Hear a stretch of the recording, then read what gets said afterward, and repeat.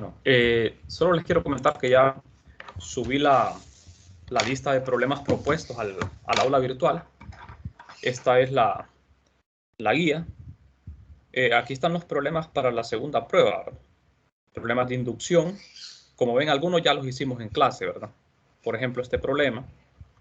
Hay unos que todavía no los podemos resolver porque no hemos visto la ley de Ampère, ¿verdad? En la forma integral. Por ejemplo, este ejercicio.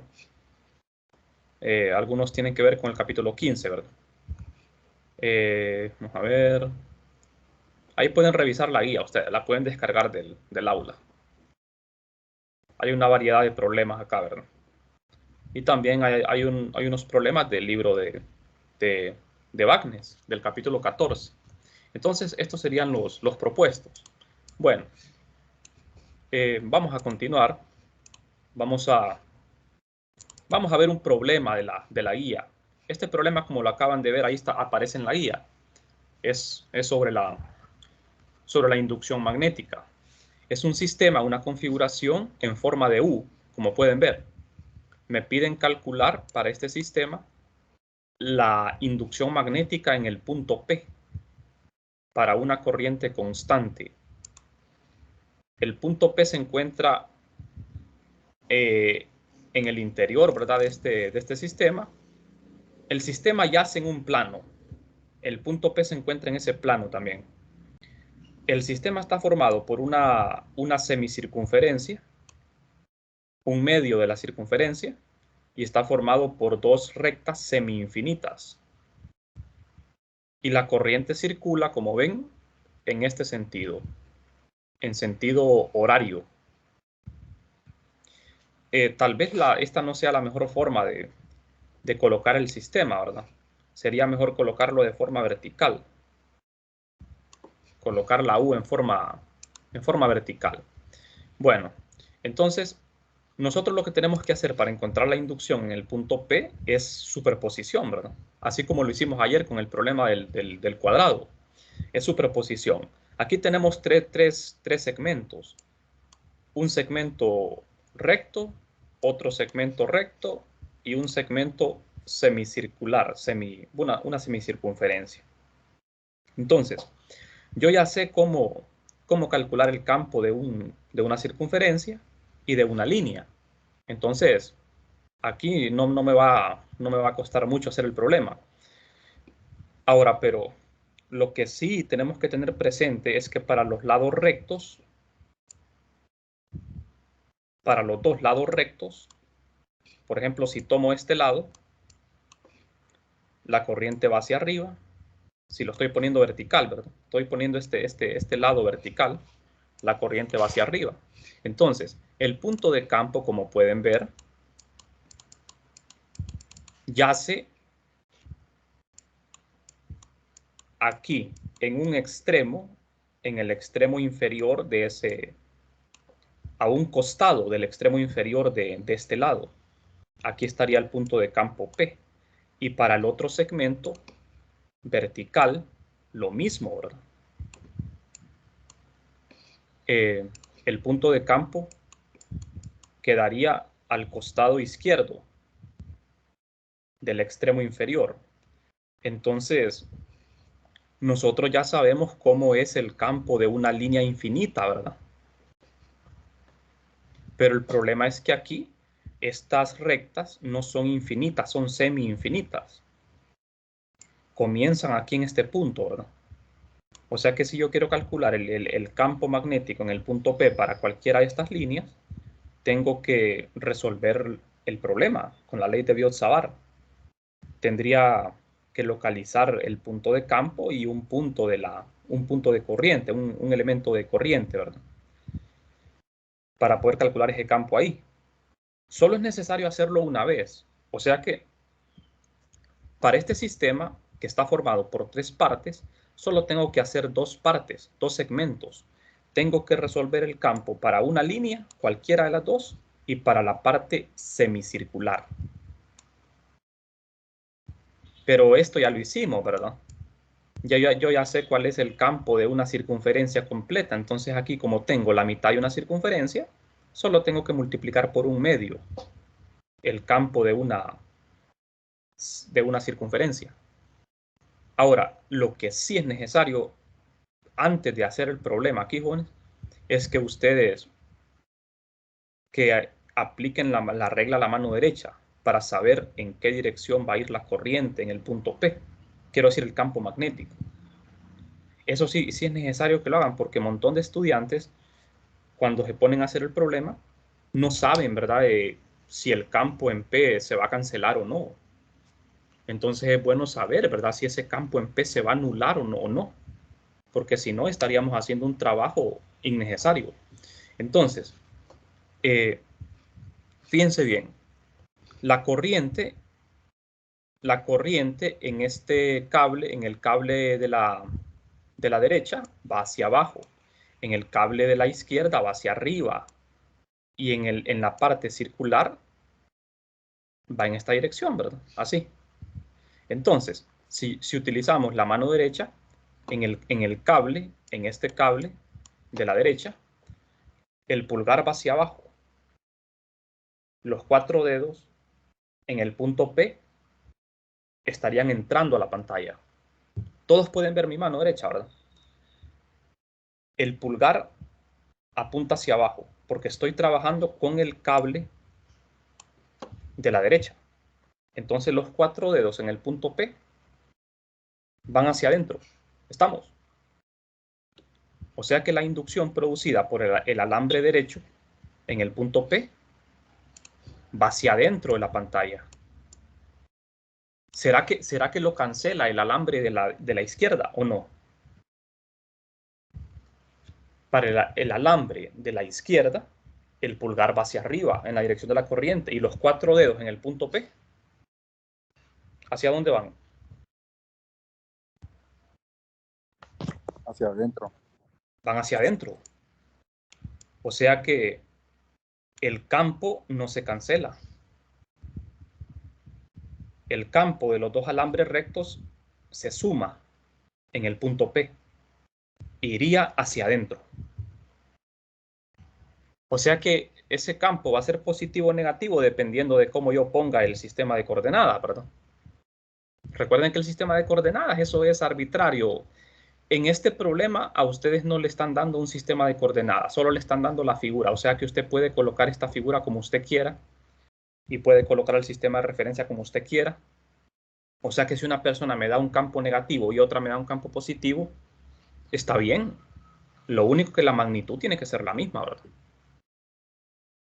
La magnitud tiene que ser la misma. Bueno, y con el caso de la parte circular, el pulgar va en la dirección de la corriente y los 4 dedos en P van entrando en el punto P. O sea que los 3 campos se suman. El de las 2 líneas va hacia adentro y el del semicírculo también va hacia adentro. O sea que voy a tener 3 campos hacia adentro. Los voy a sumar. Ningún campo se va a cancelar con el otro. ¿Estamos? Entonces, vamos a tener que resolver únicamente 2 integrales. Una para una línea y el otro para el semicírculo. No hay necesidad de trabajar las 2 líneas separados, porque como ya sabemos, la magnitud, vamos a ver si me estoy explicando acá. En el punto P, aquí en el punto P, el punto P es equidistante de las 2 líneas. La distancia de la línea izquierda al punto P es R, que es el radio del semicírculo. Y la distancia de esta otra línea al punto P también es R. Como la distancia al punto P es el mismo y la corriente de ambas líneas es la misma, la magnitud del campo va a ser el mismo y la dirección va a ser la misma. O sea que cuando yo calcule el campo de cualquiera de las 2 líneas, solo lo multiplico por 2. ¿Estamos, jóvenes? Ahora, si el punto P no estuviese justo a la mitad, ahí sí, ¿verdad? Si el punto P no estuviese justo a la mitad, ahí sí sería diferente. Por ejemplo, que el punto P estuviera aquí, ¿ve? En ese caso, los 2 campos irían hacia adentro siempre pero no serían iguales. Habría que hacerlos por separado. Pero como están justo a la mitad, entonces en magnitud y dirección van a ser iguales. De manera que solo se suman. ¿Estamos? No sé si les queda claro lo que vamos a hacer.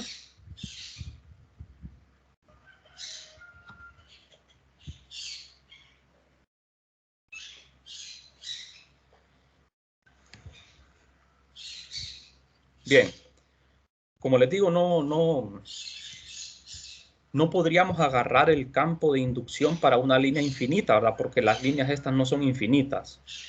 Entonces tenemos que hacerlo. Entonces fíjense bien. Yo voy a colocar el sistema vertical. Lo voy a colocar así. Para mí es más cómodo trabajar así. Yo voy a poner el sistema vertical y voy a colocar un sistema de coordenadas como el que ven aquí. Con el eje Z hacia arriba, el eje X saliendo de la pantalla y el eje Y a la derecha. Entonces, voy a resolver el problema para el segmento AB. AC quiero decir. La línea AC, que es una línea semi-infinita. De hecho, aquí estoy cometiendo un error al colocarle el punto C, porque estoy diciendo que la línea es finita, ¿verdad? Aquí no es correcto ponerle C ni ponerle D, porque esto se va al infinito. Entonces, voy a trabajar con la línea A, que va hasta el infinito, con la línea de la izquierda. ¿De acuerdo? Voy a obtener el campo en el punto P. Entonces, el origen lo voy a colocar en esta línea que voy a trabajar. Y lo voy a colocar justo en el extremo inferior. De tal manera que el eje Y pase por el punto de campo P. ¿De acuerdo? Y el eje Z coincida con el alambre. La corriente va hacia arriba. Entonces, ¿qué es lo que tengo que hacer acá? Establecer los vectores de posición desde el origen. El vector de posición que localiza el punto de campo, ¿de acuerdo? Que sería R, y un vector de posición que localiza un elemento de corriente. Este sería el R'. Estamos bien, ¿verdad? Entonces, después de plantear estos vectores, resolvemos la integral. Ese campo que me va a dar esta línea es el mismo campo que va a dar esta otra línea. Va a ser idéntico en magnitud y dirección. ¿De qué manera se cancelarían los campos de estas dos líneas, jóvenes? ¿De qué forma sí se cancelarían?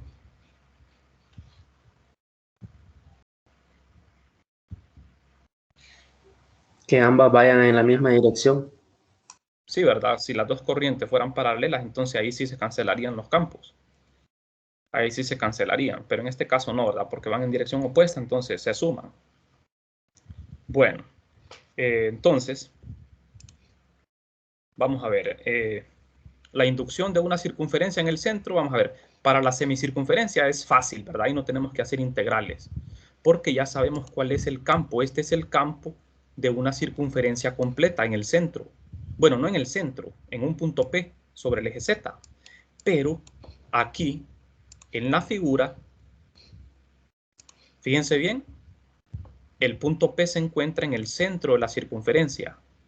Aquí estamos cambiando el marco de referencia porque la circunferencia es como que estuviese de acuerdo al sistema que yo he puesto. Es como que la circunferencia se encuentra en el plano ZY. En el plano ZY. De manera que el eje X es el eje perpendicular a la circunferencia. Entonces, aquí habría que cambiar, ¿verdad? En vez de Z, poner X y hacer X igual a 0. Pero la verdad que eso no importa, porque miren, ustedes pueden tomar el campo de una circunferencia así como el que ustedes calcularon. ¿Qué hacen? Z igual a 0. Y este es el campo en el centro. Lo multiplican por 1/2, porque solo estamos agarrando la mitad. Pero hay que cambiar este Z unitario por X unitario. ¿De acuerdo? Eso es todo. Aquí lo tenemos, miren. Tenemos la semicircunferencia con la corriente en esta dirección. El campo apunta hacia adentro de la pantalla, ¿verdad? En la dirección de X negativo. Entonces, aquí fíjense, ya sustituí Z unitario por X negativo. Miren, el signo menos. Menos X. Y lo multiplico por 1/2 porque es la mitad. El resultado es este. Simple, ¿verdad? Ya tenemos el campo de esa semicircunferencia en el punto P. Bastante fácil. ¿Estamos? Bueno, entonces, ¿qué pasa con los segmentos rectos? Vamos a trabajar el segmento del lado izquierdo. Para este segmento del lado izquierdo yo ya sé que voy a usar coordenadas cilíndricas. El vector de posición en general es este. El vector que localiza el punto de campo es R, que es el radio del círculo. El radio de ese círculo coincide con la distancia de la línea al punto de campo P. Entonces es R en la dirección de ρ. R' sería Z' en la dirección de Z, que es este vector. Bueno, y el vector de posición relativa la resta. La magnitud me queda de esta forma. Aquí no hay ningún problema. Y el elemento de corriente, el I de ds va en la dirección de Z, positivo. Mi variable de integración va a ser Z'. Hasta aquí todo fácil, ¿verdad? Entonces, aquí tenemos la figura. El eje X está saliendo de la pantalla. Bueno, entonces, planteamos la integral, la ley de Biot-Savart. Hay que hacer el producto punto I de aquí es I de ds, pero el I de ds hay que cambiarlo por J. Bueno, no hay que cambiar nada porque es una línea, olvidaba eso. No es un volumen, es una línea. Entonces no hay que cambiar nada aquí. Lo dejamos así, I de ds, para que aquí parece que fuera una J, ¿verdad? Es una S. Bueno, entonces, hacemos el producto cruz. I de ds cruz R. Sería Z cruz R, Z cruz ρ y Z cruz Z. Z cruz ρ es phi positivo y Z cruz Z es 0. Esto es lo que queda después de hacer el producto cruz. Como estoy trabajando en coordenadas cilíndricas, el resultado me está diciendo que el campo iría en phi positivo. Eso está bien, está correcto. Lo que pasa que a la hora de sumar este campo con el de la semicircunferencia, todo tiene que estar en el mismo sistema de coordenadas. Entonces, tenemos que cambiar todo a un solo sistema, ya sea cartesianas o cilíndricas. Lo más fácil en este caso sería trabajar todo en coordenadas cartesianas. Utilizar coordenadas cartesianas. Eso es lo más recomendable. Y definitivamente es lo que tenemos que hacer. Porque esa circunferencia se encuentra en el plano ZY. Y recuerden que phi se define únicamente en el plano XY. Entonces, si yo hubiese colocado esta figura, esa U, sobre el plano XY, ahí sí, ¿verdad? No habría problema en dejarlo en términos de phi el campo. Pero como coloqué la figura vertical, al colocarla vertical, el campo está entrando en la dirección de X. No puedo decir que el campo va en phi. Sería un error, ¿verdad? Bueno, entonces, al plantear esto de esta manera, tengo la integral. Voy a integrar en z de 0 a infinito. Ajá. Aquí no hay problema de que quede phi, ¿verdad? El problema es al sumarlo con el de la semicircunferencia. Entonces, esto se integra. Esto se puede integrar. La integral indefinida da esto, miren. Lo evaluamos de 0 a infinito. Al evaluarlo de 0 a infinito, nos va a quedar algo así. Hacemos unos límites cuando z tiende a más infinito, límite cuando z tiende a 0, r cuadrado más z cuadrado. Aquí cuando z tiende a 0, esto es 0. Todo esto se hace 0. Pero aquí no, ¿verdad? Aquí cuando z tiende a infinito, aquí tenemos que hacer ese truquito, ¿verdad? Es álgebra aquí. Tenemos que hacer el álgebra. Me queda z entre el valor absoluto de z, pero como z tiende a más infinito, siempre asume valores positivos, entonces solamente quito las barras de valor absoluto, las quito. Y z entre z es 1. Y r cuadrado entre infinito, eso es 0, me queda la raíz de 1. 1 sobre la raíz de 1 es 1. Entonces el resultado es 1 entre r cuadrado. Y ya tenemos, miren, ya tenemos el campo. Pero el campo me quedó en función de phi, en la dirección de phi positivo, está entrando a la pantalla, está correcto el resultado.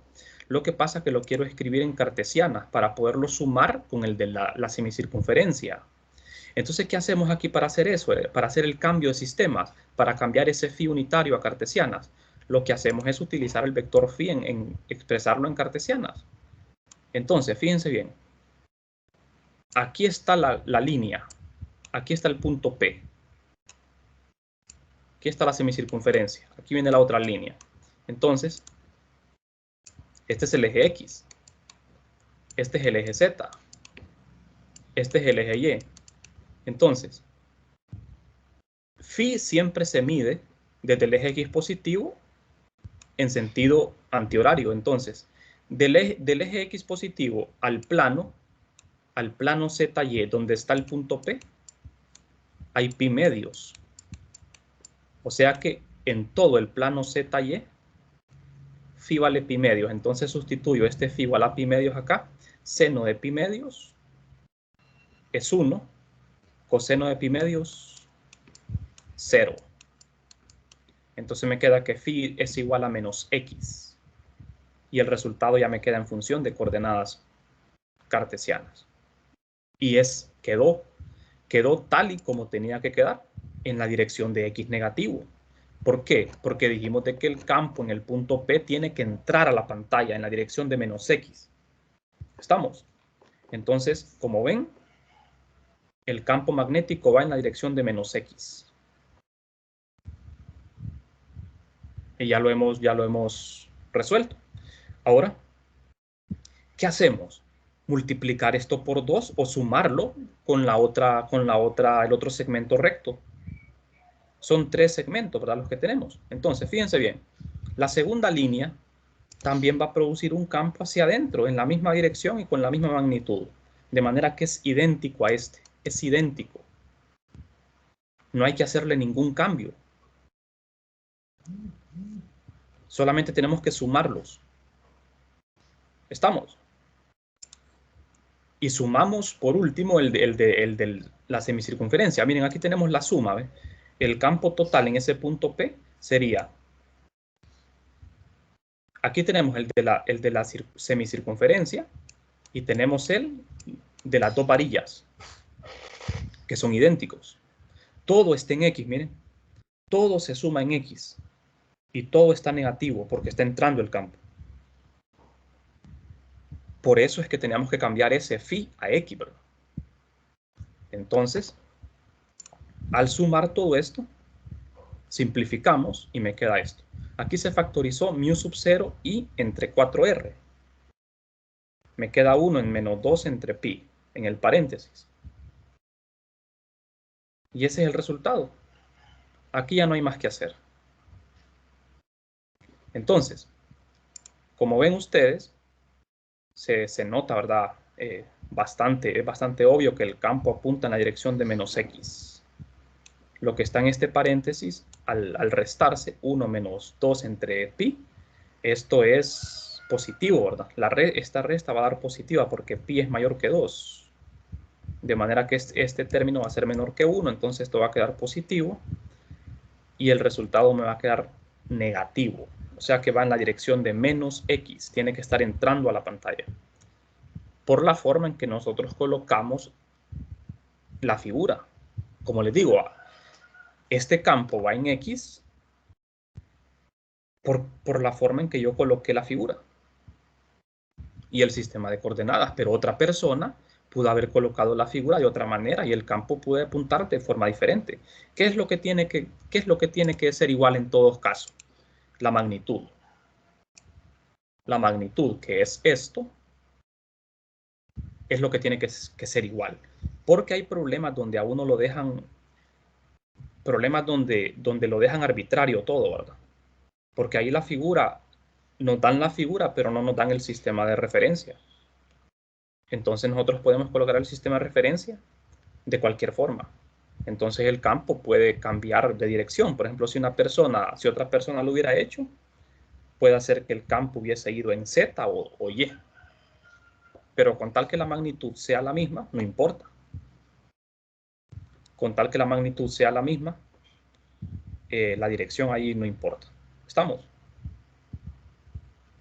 No sé si tienen preguntas.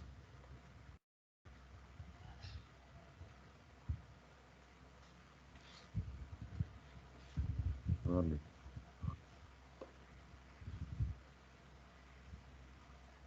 Bien. Entonces, como ven, al ver la figura, la U, que la pusimos de forma vertical, el campo magnético en P está apuntando hacia adentro de la pantalla. Como les digo, esto uno lo puede colocar como uno quiera. Puedo poner la U así invertida, ¿verdad? Como yo quiera puedo colocarlo. A menos de que el ejercicio diga, ¿verdad? Bueno, tiene que trabajar este problema y con este sistema de coordenadas. Ahí sí, ¿verdad? Uno tiene que respetar lo que es el sistema que a uno le están dando, ¿verdad? Pero cuando a uno le dan una figura así y lo dejan arbitrario, entonces nosotros podemos ubicar la figura como nos guste, ¿verdad? Bien, entonces no sé si tienen preguntas, jóvenes.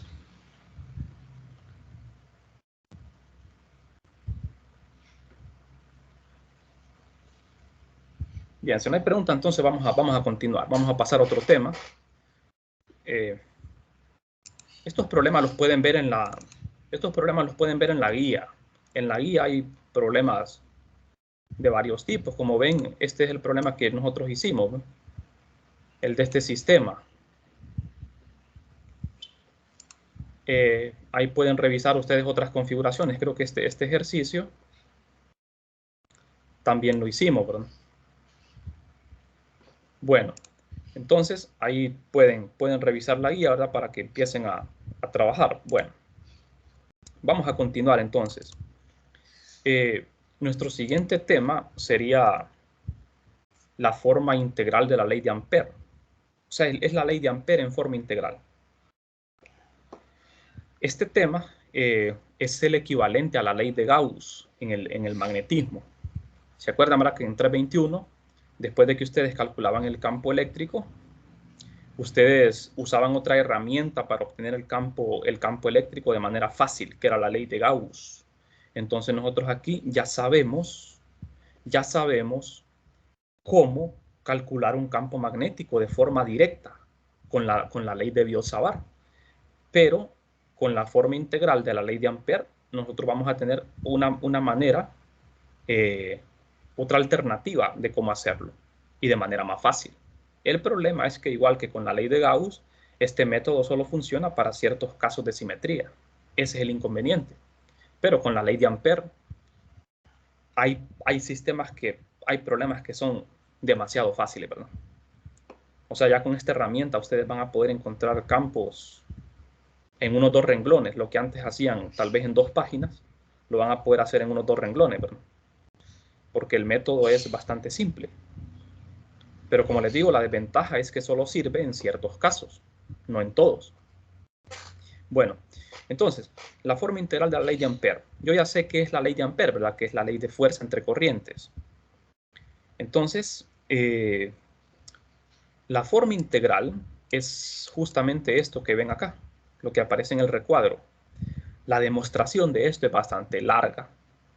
Tenemos que por lo menos gastarnos una hora, ¿verdad?, en la demostración. Entonces, por eso la demostración la voy a omitir. Lo pueden leer en el libro por si quieren hacer los detalles, ¿verdad? Aunque yo sé que no lo hacen, ¿verdad? hay que considerar lo que son ángulos sólidos, ¿verdad? Para poder llegar a esta demostración. Lo que me está diciendo la integral es que la corriente encerrada en una trayectoria es igual a, o sea, en otras palabras, el campo magnético debido a una corriente encerrada en una trayectoria es igual a esto. O sea, como la ley de Gauss, ¿verdad? Fíjense bien, supongan que yo tengo una corriente filamental infinita y esa corriente yo la encierro en una trayectoria cerrada, de forma arbitraria. Entonces, esta trayectoria cerrada de forma arbitraria es imaginaria, ¿verdad? Esta trayectoria azul es imaginaria. Así como la ley de Gauss, la superficie gaussiana era imaginaria, en el caso de la ley de Ampère, la trayectoria esta se llama trayectoria amperiana. No es una superficie, es una trayectoria. Es imaginaria. Esta curva que ven en la integral es esta curva, la curva imaginaria C. Entonces, yo voy a integrar este campo magnético a lo largo de esta curva C. Y el resultado va a ser igual a la corriente que está encerrada multiplicada por mu sub 0, porque estamos trabajando en el vacío. O sea, que si no hay corriente encerrada, el campo es cero. Así como la ley de Gauss.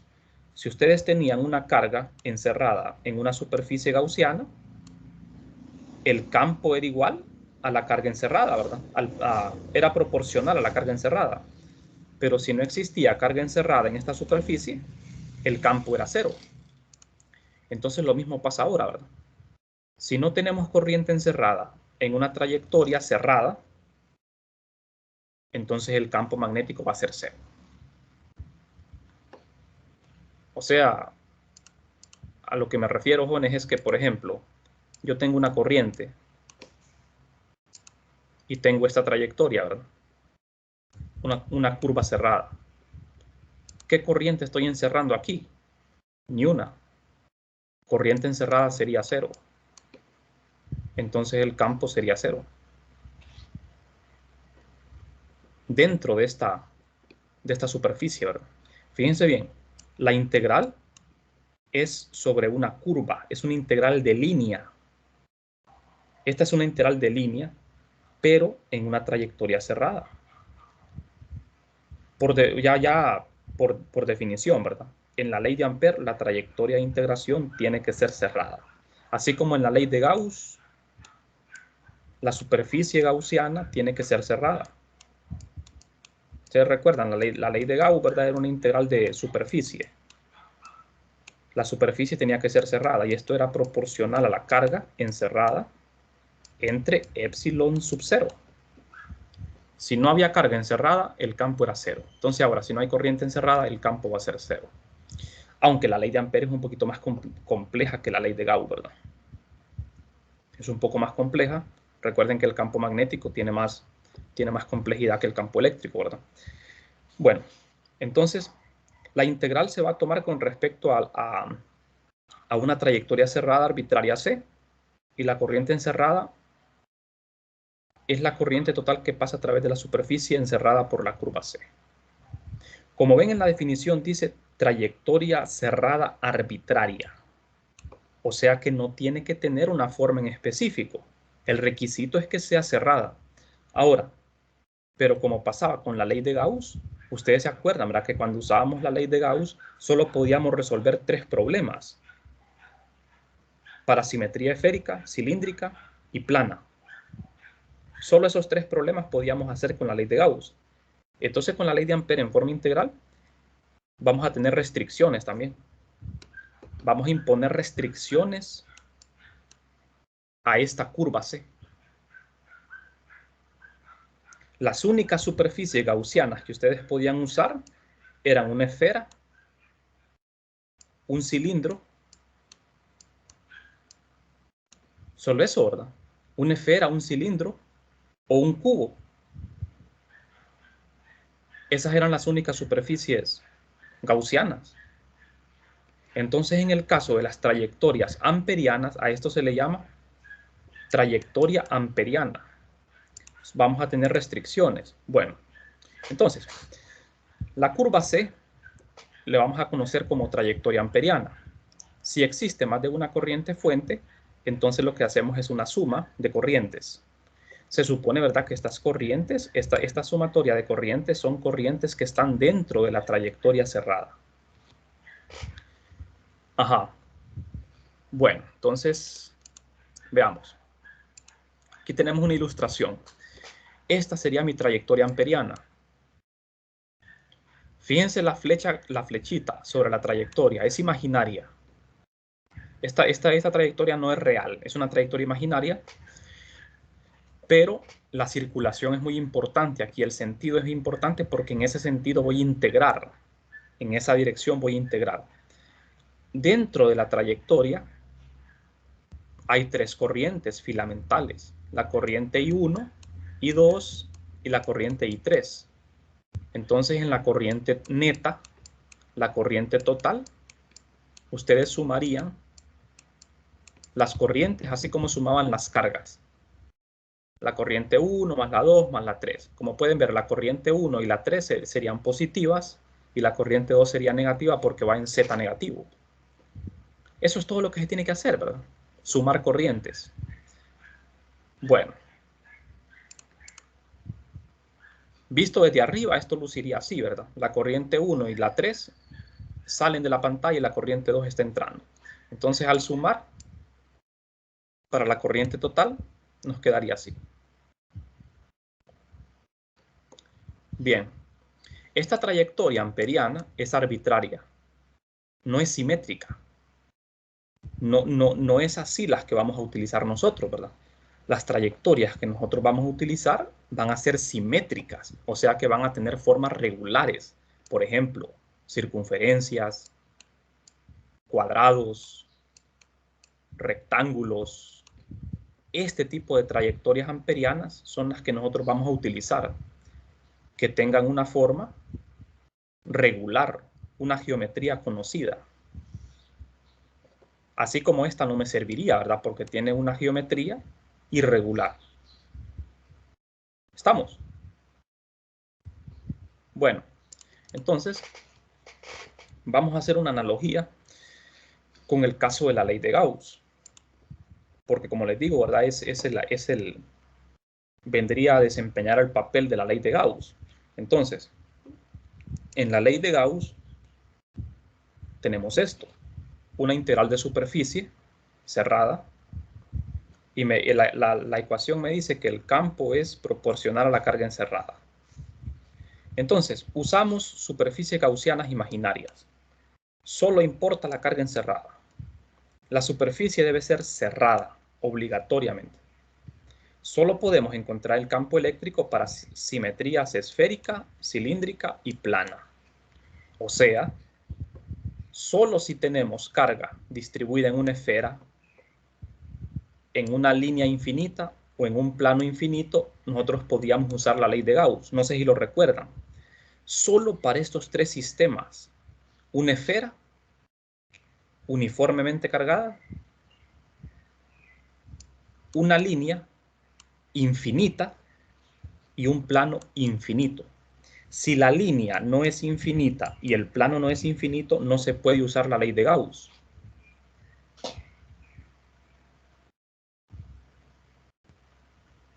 ¿De acuerdo?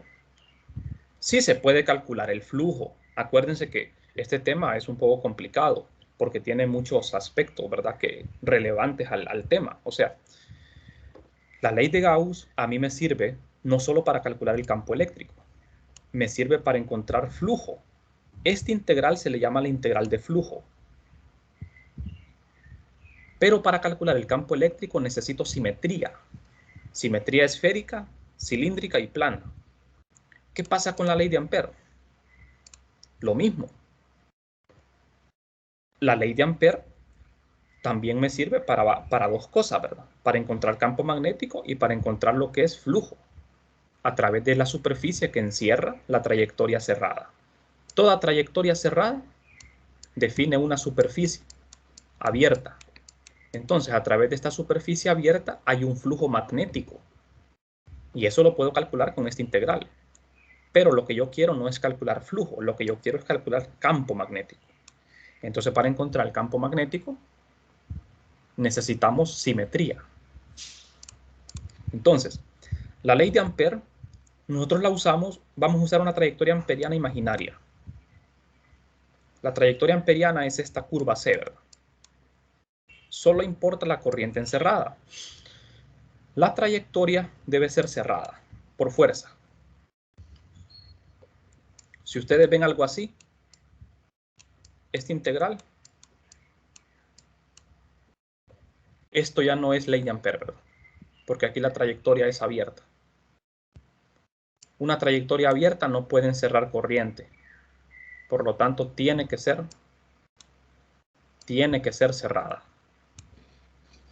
Bueno, solo es útil para calcular el campo magnético B cuando hay simetrías tales como líneas infinitas, planos infinitos, solenoides ideales infinitos y bobinas toroidales. Solo para estos 4 sistemas me sirve la ley de Ampère para encontrar el campo magnético. ¿Estamos? La ley de Ampère es válida para cualquier caso, pero siempre y cuando lo que quiera encontrar sea flujo. Pero si lo que quiero encontrar es el campo, si lo que quiero despejar es el campo, entonces solo puedo resolver estos 4 sistemas, que lo vamos a hacer aquí en clase. La línea tiene que ser infinita, el plano tiene que ser infinito, el solenoide tiene que ser infinito y la bobina toroidal no es infinita. Es una dona. Una bobina toroidal es una dona, ¿verdad? Así como las donas que nosotros comemos, ¿verdad? A eso se le llama toroide. Entonces, en cada uno de estos sistemas nosotros vamos a definir una trayectoria amperiana diferente. En el caso de la línea infinita, vamos a definir una trayectoria circular. En el caso de un plano infinito, vamos a tener una trayectoria amperiana rectangular. En el caso de un solenoide, vamos a tener una trayectoria amperiana rectangular también.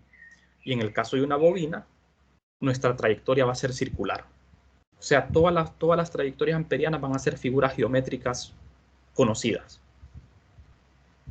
Ninguna va a ser una figura irregular. Bueno, entonces, como ustedes ven, lo que vamos a hacer nosotros es despejar el campo. Y para poder despejar este campo magnético, el campo tiene que ser constante en la trayectoria C. Por eso es que tenemos que exigir simetría. Porque para poder despejar el campo, B tiene que ser constante durante toda la integral. Y la única forma de que sea constante es que, por ejemplo, si yo tengo una línea infinita, la trayectoria amperiana sea una circunferencia concéntrica con la línea. ¿Por qué? Porque al ser una trayectoria concéntrica, la distancia de la línea a cada punto de la trayectoria es igual. De manera que el valor del campo en toda la circunferencia va a ser el mismo. ¿Estamos? El valor del campo sería el mismo en todos los puntos de la circunferencia, de manera que el campo sería constante y lo puedo sacar de la integral. Y de aquí se despeja para B. Esa es la idea. Igual que con la ley de Gauss. ¿Estamos? Bueno, jóvenes, entonces, por la clase de hoy lo que me interesaba era hacer una introducción sobre la ley de Ampère en forma integral, ¿verdad? No sé si tienen preguntas. En la siguiente clase vamos a hacer algunos ejemplos, ¿verdad? Algunas aplicaciones. Si no hay preguntas, entonces nos quedamos aquí. Sí, yo tuve problemas Ajá, con Teams al inicio y entré hasta que ya había pasado lista. Yo también. Bueno, sí, no hay problema, ya lo voy a anotar. Permítanme.